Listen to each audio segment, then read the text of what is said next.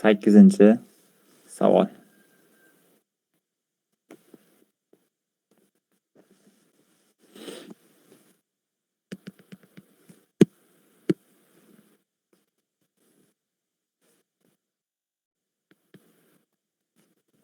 Ellik sakkizinchi savol. Nima qilamiz? Xo'p, hisoblang debdi. Birinchi ichkaridan 7 chiqarib olsak, juda chiroyli bo'ladi. Kecha bazada tushgan savol bor-da bu. Kechagi bazani savoli mana shu. Bitta bor ekan.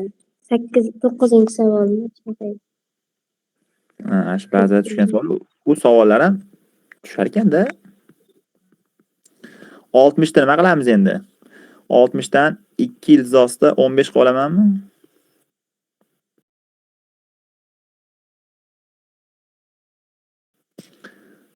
Kara ilzosda 5 plus ilzosda 3.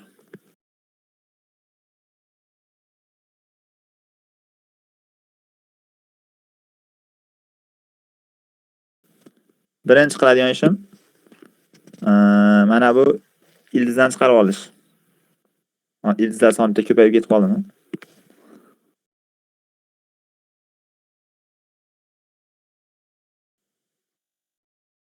O'zi shunaqami? Shunaqa ekan, aytda ham ildiz bor ekan. Mana buni ildizdan nima chiqadi u? Ilzosda 5 plus ilzosda 3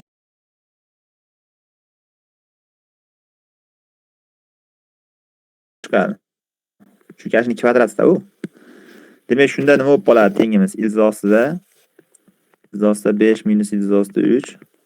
Yashi ildizda ichida ikkita narsa bo'lib qoladi. Ilzosda 5 plus ilzosda 3. Yana bitta shuna bo'lib qoladi.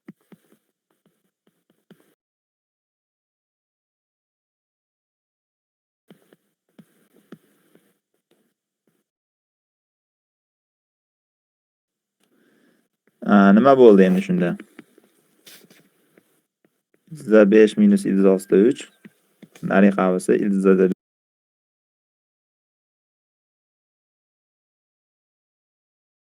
5 plus ildizda 3. Ikkitadan bitta chiqib qoldi kvadratidan. Bundan ildizda 5 minus 3 bo'lib ildizda 2 qolar ekan.